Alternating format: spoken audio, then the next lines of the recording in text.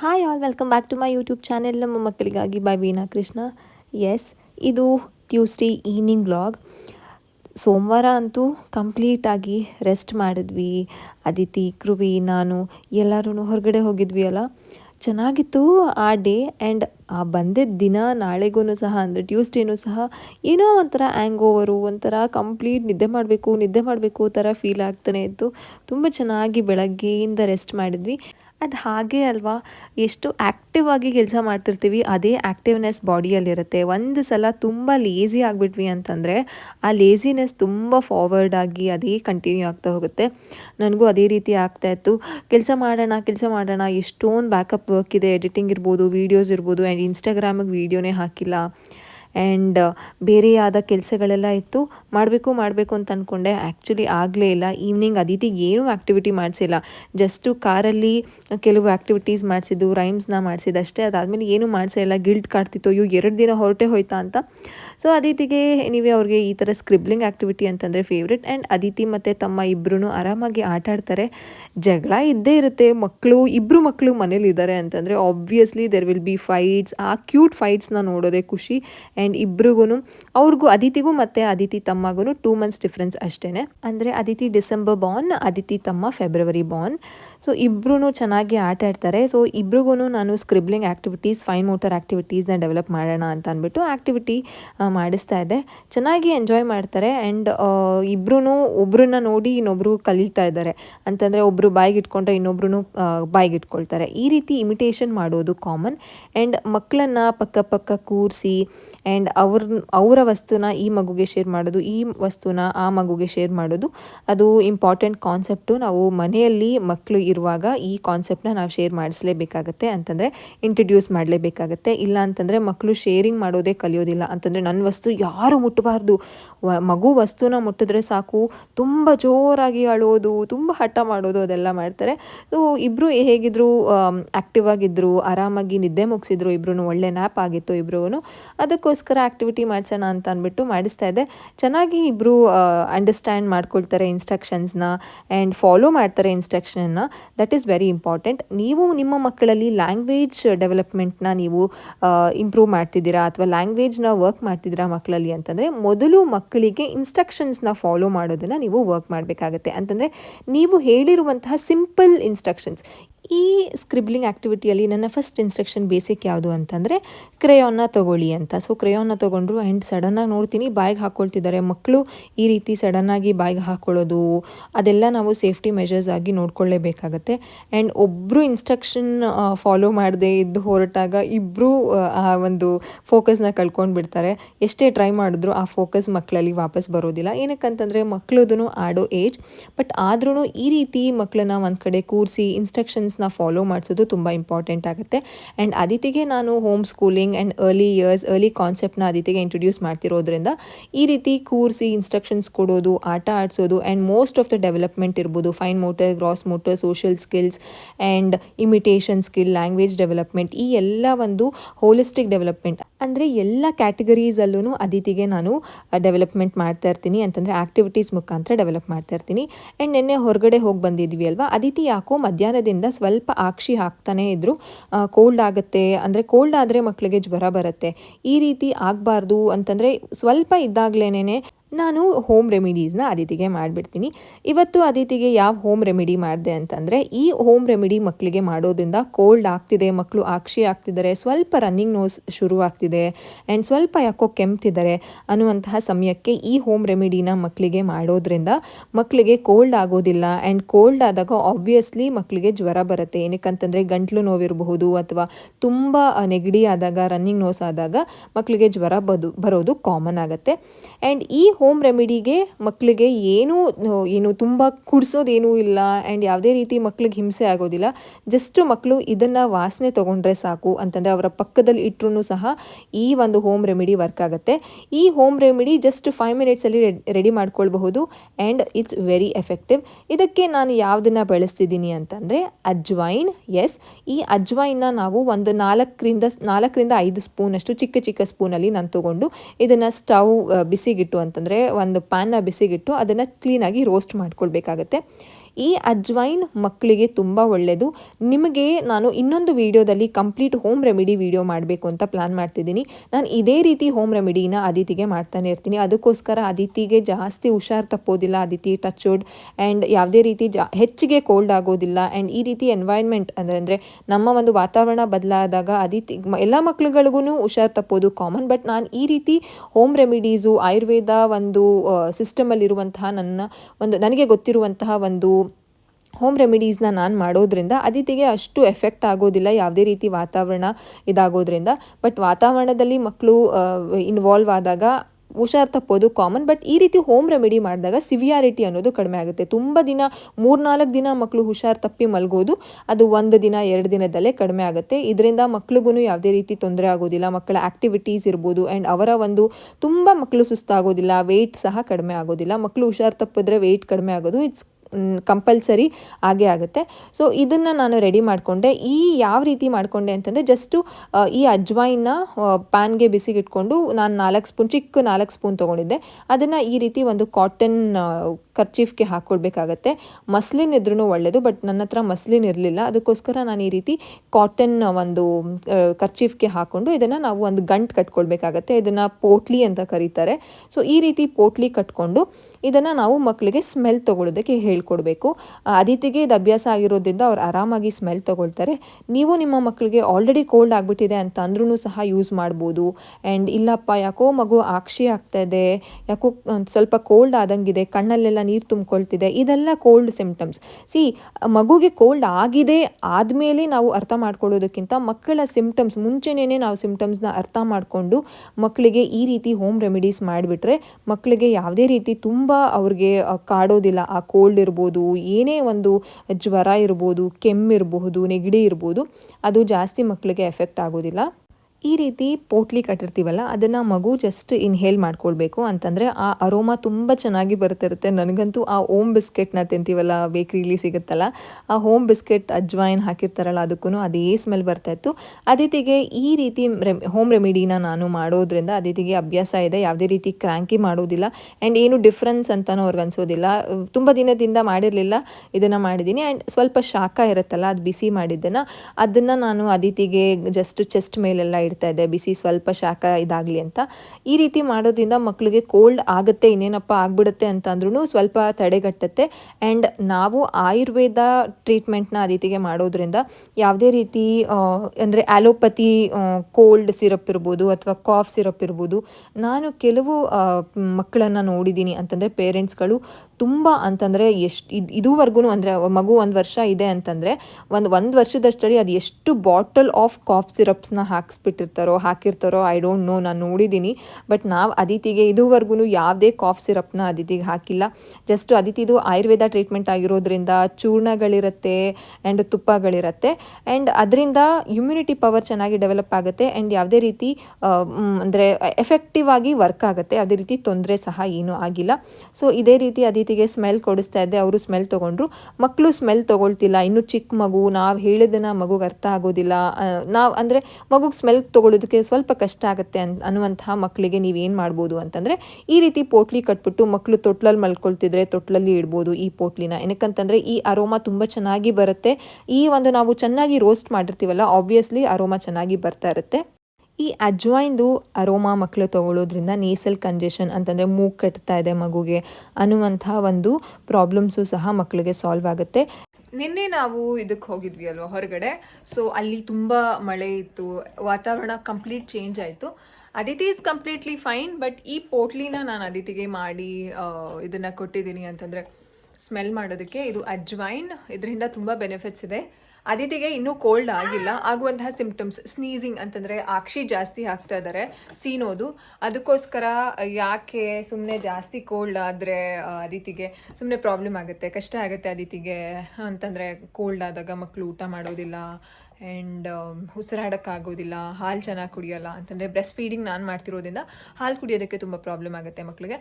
ಅದಕ್ಕೋಸ್ಕರ ಈ ರೀತಿ ಪೋಟ್ಲಿ ಮಾಡಿ ಜಸ್ಟ್ ಸ್ಮೆಲ್ ಕೊಡಿಸಿದ್ರೆ ಮಕ್ಕಳಿಗೆ ಕೋಲ್ಡ್ ಆಗೋದು ತಡೆಗಟ್ಟುತ್ತೆ ಆ್ಯಂಡ್ ಆಗಿರೋದು ಕಡಿಮೆ ಆಗುತ್ತೆ. So you also can try. Very simple.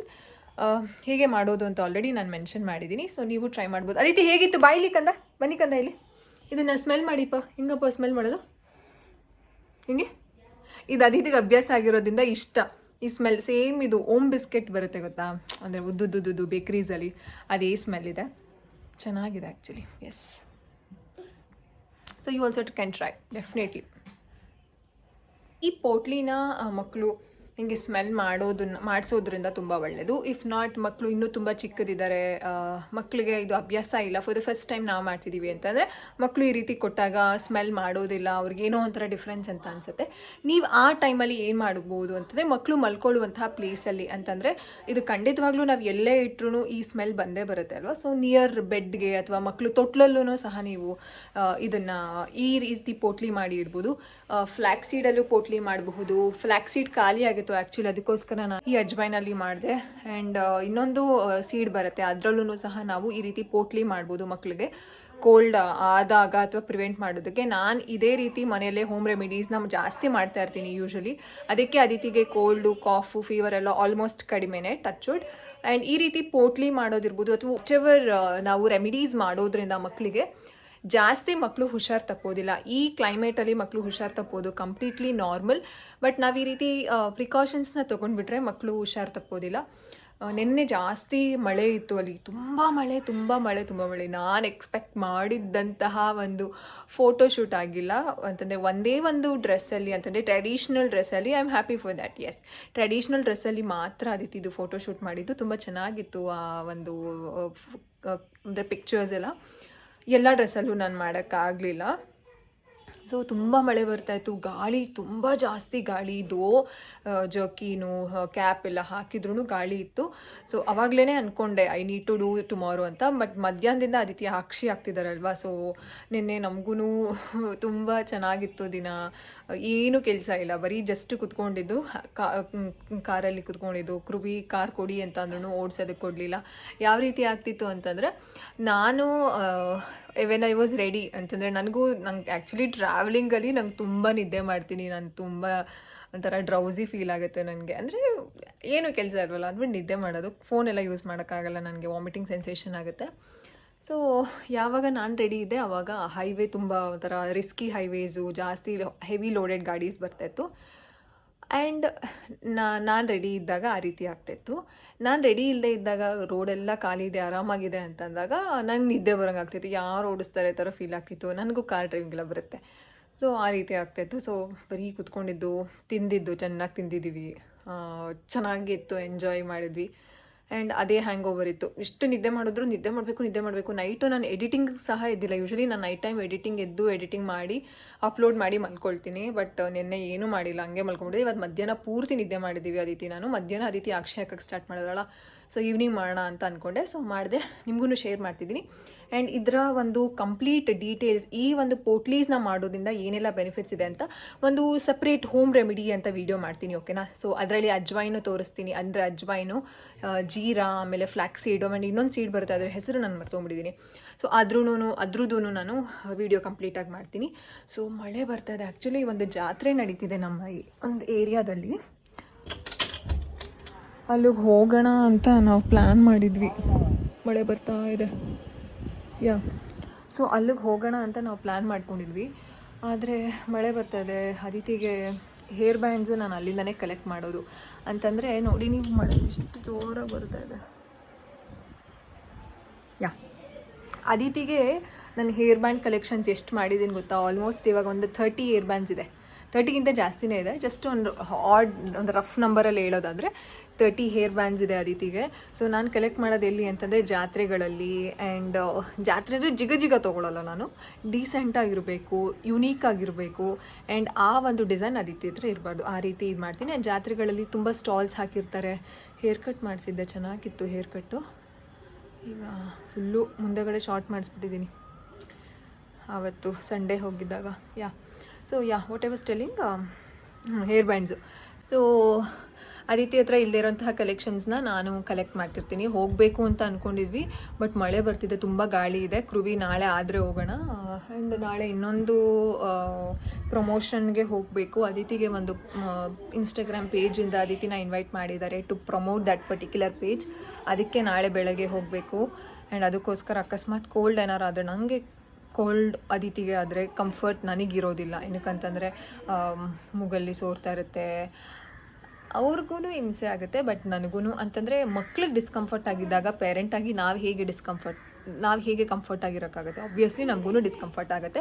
So ಆ ಒಂದು ಡಿಸ್ಕಂಫರ್ಟ್ಗೆ ಅದಿತಿನ ನನಗೆ ಬಿಡೋದಕ್ಕೆ ಇಷ್ಟ ಇಲ್ಲ. ಅದಕ್ಕೋಸ್ಕರ ನಾನು ಮುಂಚೆನೇ ಪ್ರಿಕಾಷನ್ಸ್ನ ತೊಗೊಂಡ್ಬಿಡ್ತೀನಿ. ಸೊ ಎನಿವೇ ಪ್ರಿಕಾಷನ್ಸ್ನ ತೊಗೊಂಡಾಯಿತು, ಪೋಟ್ಲಿ ಮಾಡಿದ್ದಾಯಿತು. ಐ ಹೋಪ್ ಕೋಲ್ಡ್ ಜಾಸ್ತಿ ಆಗಲ್ಲ. ಆದ್ರೂ ಚೂರ್ಣಗಳಿದೆ, ಅದನ್ನು ನೈಟ್ ಕೊಡ್ತೀನಿ ಜೇನುತುಪ್ಪದ ಜೊತೆಗೆ. ಏನು ಚೂರ್ಣ ಅಂತ ಕೇಳಬೇಡಿ, ಬಿಕಾಸ್ ನಾನು ಅದನ್ನು ಹೇಳೋಕ್ಕಾಗಲ್ಲ. ಏನಕ್ಕಂತಂದರೆ ಅದಿತಿದು ಕಂಪ್ಲೀಟ್ ಆಯುರ್ವೇದ ಟ್ರೀಟ್ಮೆಂಟ್ ಆಗಿರೋದ್ರಿಂದ ಅದು ಕಂಪ್ಲೀಟ್ ಅದಿತಿಗೆ ಡಿಸೈನ್ ಆಗಿರುತ್ತೆ. ಅಂತಂದರೆ ಪ್ರಿಸ್ಕ್ರೈಬ್ ಮಾಡಿರ್ತಾರೆ ಅವ್ರದ್ದು ವೆಯ್ಟು, ಹೈಟು ಆ್ಯಂಡ್ ಅವ್ರದ್ದು ಒಂದು ಬರ್ತ್ ಹಿಸ್ಟ್ರಿ ಮೇಲೆ. ಸೊ ನಿಮಗೂ ಇಂಟ್ರೆಸ್ಟ್ ಇದ್ದರೆ ಪ್ಲೀಸ್ ರೆಫರ್ ಆಯುರ್ವೇದ ಡಾಕ್ಟರ್. ಮಕ್ಳಿಗೂ ಕೊಡ್ತಾರೆ. ಆಯುರ್ವೇದ ಡೆಫಿನೆಟ್ಲಿ ಇಮ್ಯುನಿಟಿನ ಖಂಡಿತವಾಗ್ಲೂ ಬೂಸ್ಟ್ ಮಾಡುತ್ತೆ. ಎಸ್, ಪೋಟ್ಲಿ ಮಾಡಾಯಿತು. ಆ್ಯಂಡ್ ಇನ್ನೇನು ಕೆಲಸ ಇದೆ, ಅದಿತಿಗೆ ನೈಟು ಮುದ್ದೆ ಆ್ಯಂಡ್ ಇನ್ನೇನೂ ಇಲ್ಲ. ಏನೊಂಥರ ಡೇ ಎಲ್ಲ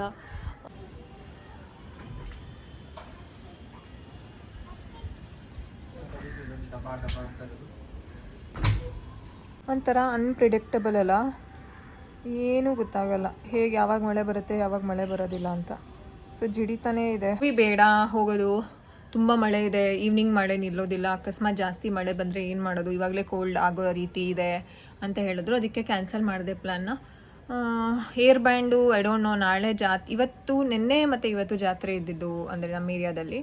ಸೊ ನಮ್ಮ ಏರಿಯಾ ಅಂತಂದರೆ ನಮ್ಮ ಅಕ್ಕಪಕ್ಕದ ಏರಿಯಾ, ವೆರಿ ನಿಯರ್. ಸೊ ಅಲ್ಲಿ ಜಾತ್ರೆ ಇದೆ. ಸೊ ತುಂಬ ಹೇರ್ ಬ್ಯಾಂಡ್ ಕಲೆಕ್ಟ್ ಮಾಡಬೇಕು ಅಂತ ಅಂದ್ಕೊಂಡಿದ್ದೆ ಅದಿತಿ ಹತ್ರ ಇಲ್ಲೇ ಇರೋ ಡಿಸೈನಲ್ಲಿ. ಸೊ ಆಗಲಿಲ್ಲ, ಆದರೆ ನಾಳೆ ಹೋಗ್ತೀನಿ. ಸೊ ಯಾವ್ಯಾವ ಅದಿತಿ ಏರ್ ಬ್ಯಾಂಡ್ಸ್ ಕಲೆಕ್ಷನ್ನೇ ತುಂಬ ಇದೆ. ಒಂದ್ಸಲ ಅದನ್ನು ನಾನು ನಿಮಗೆ ತೋರಿಸ್ತೀನಿ, ಯಾವ್ಯಾವ ರೀತಿ ನಾನು ಕಲೆಕ್ಟ್ ಮಾಡಿದ್ದೀನಿ ಆ್ಯಂಡ್ ಎಷ್ಟನ್ನ ಹಾಳು ಮಾಡಿದ್ದಾರೆ ಅಂತಂದರೆ ಎಷ್ಟು ಹೇರ್ ಬ್ಯಾಂಡ್ಸ್ನ ಮುರಿದಾಕಿದ್ದಾರೆ ಗೊತ್ತಾ. ಅದನ್ನು ಯಾವುದೂ ನಾನು ಎಸ್ತಿಲ್ಲ, ಎಲ್ಲನೂ ಇಟ್ಟಿದ್ದೀನಿ. ಸೊ ತೋರಿಸ್ತೀನಿ. ಮುರಿದಾಕಿರೋದೇ ಒಂದು 5-6 ಇದೆ, ಹಾಳು ಮಾಡಿರೋದು ಅಂದರೆ ಮುರಿದಾಕಿರೋದು. ಸೊ ಆ್ಯಂಡ್ ನಿನ್ನೆದು ವ್ಲಾಗ್ನ ನಾನು ಶೇರ್ ಮಾಡಿದ್ದೀನಿ. ಮಂಡೇ ಮಾರ್ನಿಂಗ್ ಹೇಗೆ ಎಲ್ಲ ಪ್ಯಾಕ್ ಮಾಡಿಕೊಂಡು, ಬಟ್ಟೆ ಎಲ್ಲ ಪ್ಯಾಕ್ ಮಾಡಿಕೊಂಡು ಅದಿತಿಗೆ ಫೋಟೋಶೂಟ್ಗೆ ಅಂತ ಹೋಗಿದ್ದು. ಆದರೆ ಆದರೆ ಅನ್ಫಾರ್ಚುನೇಟ್ಲಿ ನಾನು ಯಾವುದನ್ನು ಜಾಸ್ತಿ ಫೋಟೋಶೂಟ್ ಮಾಡೋಕ್ಕೆ ಆಗಲ್ಲ. ಒಂದೇ ಡ್ರೆಸ್ಸಲ್ಲಿ ಮಾಡೋಕ್ಕಾಗಿದ್ದು ನಾನು ಹೇಳ್ದಂಗೆ. ಆ್ಯಂಡ್ ಪಾರ್ಟ್ 2 ವೀಡಿಯೋಸ್ನ ಅಪ್ಲೋಡ್ ಮಾಡ್ತಿದ್ದೀನಿ. ಮಂಡೇ ವ್ಲಾಗಲ್ಲಿ 2 ಇದೆ. ಒಂದು ಬೆಳಗ್ಗೆ ಅಂದರೆ ಪ್ಯಾಕ್ ಮಾಡ್ಕೊಂಡು ಹೊರಟಿದ್ದು, ಎಕ್ಸ್ಪ್ಲೇನ್ ಮಾಡಿದ್ದು ನಿಮಗೆ ಏನೇನು ತೊಗೊಂಡಿದ್ದು ಅಂತ. ಆ್ಯಂಡ್ ಪ್ಯಾಕಿಂಗ್ ಅಂದರೆ ಡ್ರೆಸ್ನ ಪ್ಯಾಕ್ ಮಾಡ್ಕೊಂಡಿದ್ದಲ್ಲ, ಅದು ತುಂಬ ಜನ ಇಷ್ಟಪಟ್ಟಿದ್ದಾರೆ. I am so glad on that. And part 2 ಅಲ್ಲಿ ಕಂಪ್ಲೀಟ್ ಡೇ ಏನೇನು, ಬೆಳಗ್ಗೆ ಏನು ತಿಂದರು, ಮಧ್ಯಾಹ್ನ ಏನು ತಿಂದರು, ಸ್ನ್ಯಾಕ್ ಏನು ತಿಂದರು, ಕಾರಲ್ಲಿ ಏನೇನು ಮಾಡ್ತಿದ್ರು, ಎಲ್ಲನೂ ನಾನು ಶೇರ್ ಮಾಡಿದ್ದೀನಿ. ಆ ವಿಡಿಯೋ ನೀವಿನ್ನೂ ನೋಡಿಲ್ಲ ಅಂತಂದರೆ ಪ್ಲೀಸ್ ವಾಚ್ ಮಾಡಿ. Part 2 day out with Aditi ಅಂತ.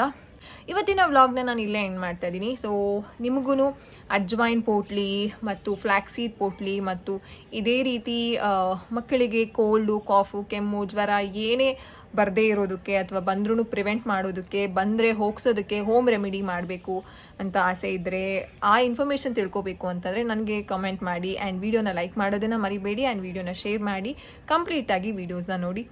ಸೊ ಸಬ್ಸ್ಕ್ರೈಬ್ ಮಾಡ್ಕೊಳ್ಳೋದನ್ನು ಮರಿಬೇಡಿ. Please subscribe to my channel. Very soon we will be reaching 10K family in the YouTube. And ಇನ್ಸ್ಟಾಗ್ರಾಮಲ್ಲಿ 83,000 ಕಂಪ್ಲೀಟ್ ಆಗಿದೆ. I am so very happy. Aditi YouTube ಚಾನಲನ್ನು ಸಹ 550 members ಅನಿಸುತ್ತೆ. ಇನ್ನೇನು ಸ್ವಲ್ಪ ದಿನದಲ್ಲಿ ಅದರಲ್ಲೂ 1K ಆಗುತ್ತೆ, 1,000 ಜನ. ನಮ್ಮ ಒಂದು ಯೂಟ್ಯೂಬ್ ಫ್ಯಾಮಿಲಿ ತುಂಬ ದೊಡ್ಡದಾಗ್ತಿದೆ. ಆ್ಯಂಡ್ ಇನ್ನೊಂದು ಇಂಪಾರ್ಟೆಂಟ್ ಏನು ಗೊತ್ತಾ, ನಿನ್ನೆ ಬೇಲೂರು ಹಳೇಬೀಡಲ್ಲಿ ನನ್ನ ಒಂದು ಇನ್ಸ್ಟಾಗ್ರಾಮ್ ಫಾಲೋವರ್ ಅವರೇ ನಮ್ಮನ್ನು ನೋಡಿ ಮಾತಾಡ್ಸಿದ್ರು, ಅದಿತಿನ ನೋಡಿ ತುಂಬ ಖುಷಿಪಟ್ಟರು. ಆ್ಯಂಡ್ ದೇವರ್ ವೆರಿ ತುಂಬ ಒಂಥರ ಏನಂತ ಹೇಳೋದಂದರೆ ಒಂಥರ ತುಂಬ ಖುಷಿಪಟ್ಟರು. ನಮ್ಮ ಕನ್ನಡದಲ್ಲಿ ಈ ರೀತಿ ಮಾಮ್ ಇನ್ಫ್ಲೂಯೆನ್ಸರ್ಸ್ ಕಡಿಮೆ ಇದ್ದಾರೆ. ತುಂಬ ಖುಷಿ ಆಯಿತು, ನಿಮ್ಮ ಒಂದು ಪೇಜ್ ನಮಗೆ ಸಿಕ್ಕಿದ್ದು ಖುಷಿ ಆಯಿತು. ಆ್ಯಂಡ್ ಎಲ್ಲ ಒಂದು ಎಲ್ಲ ಇನ್ಫಾರ್ಮೇಷನ್ನು ಆ್ಯಂಡ್ ಎಲ್ಲ ರೆಮಿಡೀಸು, ಎಲ್ಲ ಟಿಪ್ಸ್ಗಳನ್ನ ನಾವು ಫಾಲೋ ಮಾಡ್ತಿದ್ದೀನಿ. ಆ್ಯಂಡ್ ತುಂಬ ಸ್ಯಾಡ್ ಪಾರ್ಟ್ ಏನು ಅಂತಂದರೆ, ಅವ್ರಿಗೆ ಯೂಟ್ಯೂಬ್ ಚಾನಲ್ ಇದೆ, ನನ್ನ ಒಂದು ಯೂಟ್ಯೂಬ್ ಚಾನಲ್ ಇದೆ ಅಂತಲೇ ಗೊತ್ತಿರಲಿಲ್ವಂತೆ. I was shocked. ಹೆಂಗಪ್ಪ ಹೆಂಗೆ ಗೊತ್ತಿಲ್ಲ. ನಾನು ಹೇಳಿದೆ ನಾನು ಸ್ಟೋರೀಸ್ ಮೇಡಮ್ ನಾವು ಸ್ಟೋರೀಸ್ ಎಲ್ಲ ನೋಡೋದಿಲ್ಲ, ಜಸ್ಟು ಇನ್ಸ್ಟಾಗ್ರಾಮಲ್ಲಿ ಬರುವಂತಹ ರೀಲ್ಸ್ ಮಾತ್ರ ನಿಮ್ಮದು ನೋಡ್ತೀವಿ ಅಂತಂದರು. ಓಕೆ, ನನ್ನ ಒಂದು ಬಯೋದಲ್ಲಿದೆ, ಹೋಗಿ ನೀವು ಸಬ್ಸ್ಕ್ರೈಬ್ ಮಾಡ್ಕೊಳ್ಬೋದು ಅಂತಂದರೆ ಖಂಡಿತವಾಗ್ಲೂ ಮನೆಗೆ ಹೋಗಿ ನಾವು ಸಬ್ಸ್ಕ್ರೈಬ್ ಮಾಡ್ಕೊಳ್ತೀವಿ ಅಂತ ಹೇಳಿದ್ರು. ಅಂದರೆ ಒಂದೇ ಫ್ಯಾಮಿಲಿಯಲ್ಲಿ ಇಬ್ಬರು ಮಾಡಿದ್ರು. ಅಂದರೆ ಅವ್ರ ಮನೇಲಿ 3 ಜನ ಮಕ್ಕಳಿದ್ದಾರಂತೆ, ಒಂದು 4 ವರ್ಷದ್ದು, ಇನ್ನು ಒಂದು 3, ಇನ್ನೂ ಒಂದು 1.5 ಸಮಥಿಂಗು. ಸೊ 3 ಮಕ್ಳಿಗೂ ನೀವು ಹೇಳುವಂತಹ tips, new Born babies tips ಎಲ್ಲ ನಾವು ಫಾಲೋ ಮಾಡಿದ್ದೀವಿ. ಇಟ್ಸ್ ಬೀನ್ ಆಲ್ರೆಡಿ ಒಂದು 6-7 ಮಂತ್ಸಿಂದ ಫಾಲೋ ಮಾಡಿದ್ದೀವಿ ಅಂತ ಹೇಳಿದ್ರು. ತುಂಬ ಖುಷಿ ಆಯಿತು. ಅಂದರೆ ಎಲ್ಲೇ ಹೋದರೂ ರೆಕಗ್ನೈಸ್ ಮಾಡ್ತಿದ್ದಾರೆ. ರೆಕಗ್ನಿಷನ್ ಅನ್ನೋದಕ್ಕಿಂತ 10 ಜನಕ್ಕೆ ನನ್ನಿಂದ ಹೆಲ್ಪ್ ಆದರೆ ಆ ಟಿಪ್ಸ್ನ ಫಾಲೋ ಮಾಡಿ ಆ ಟಿಪ್ಪಿಂದ ಅಥವಾ ಆ ರೆಮಿಡಿಯಿಂದ ಅವ್ರಿಗೆ ಹೆಲ್ಪ್ ಆಗ್ತಿದೆ ಅಂತಂದರೆ ತುಂಬ ಖುಷಿ ಅಲ್ವಾ. That is very different feeling. ಅದು ನನಗೆ ಆ ಒಂದು ಇದಾಗ್ತಿದೆ. ಒಂದ್ಸಲ ರಾಮನಗರಕ್ಕೆ ಹೋಗಿದ್ವಿ, ಅಲ್ಲೂ ನಮ್ಮನ್ನ ಐಡೆಂಟಿಫೈ ಮಾಡಿದರು. ಎಲ್ಲೇ ಹೋದ್ರೂ ಇವಾಗ ಒಬ್ಬರು ಇಬ್ಬರಾರ ಐಡೆಂಟಿಫೈ ಮಾಡ್ತಾರೆ. ಕೆಲವರು ಮಾತಾಡಿಸ್ತಾರೆ, ಕೆಲವರು ಜಸ್ಟ್ ದೂರದಿಂದ ನೋಡಿ ನಗ್ತಾರೆ. ಇಷ್ಟೊಂದು ಜನ, ನಾನು ಟ್ರಾವೆಲಿಂಗ್ ಮಾಡುವಾಗ ತುಂಬ ಓಡಾಡ್ತಿರ್ತೀನಿ ಬಿಡಿ ನಾನು ಬೆಂಗಳೂರಲ್ಲಿ. ಅಂದರೆ ನಮ್ಮ ಏರಿಯಾ ಆಗತ್ತೆ Aditi, you can do it yes Aditi. ನಾನು ಕುತ್ಕೊಂಡು ಮಾತಾಡ್ತಿದ್ದೀನಲ್ಲ, she wants to come and see ಏನು ಮಾಡ್ತಿದ್ದೀನಿ ಅಂತ. ಆಗತ್ತೆ, ಬನ್ನಿ, give me your hand.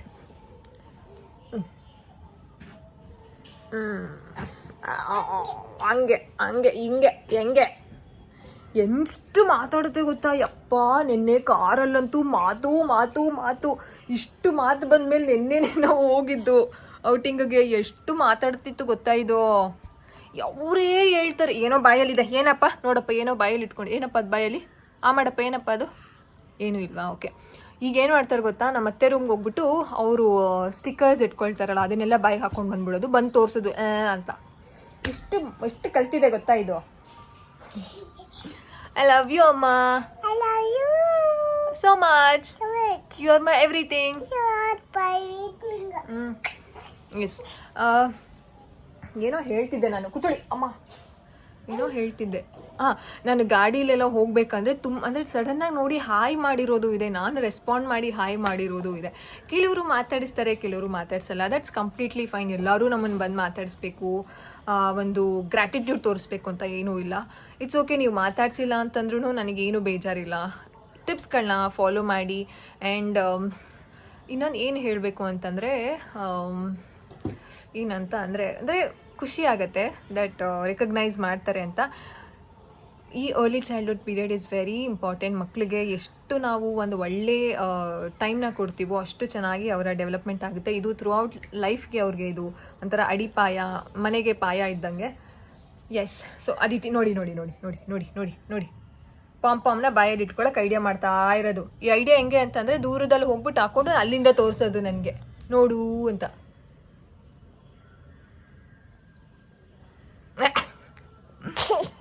I love you ಕಣ, ಐ ಲವ್ ಯು ಕಣ.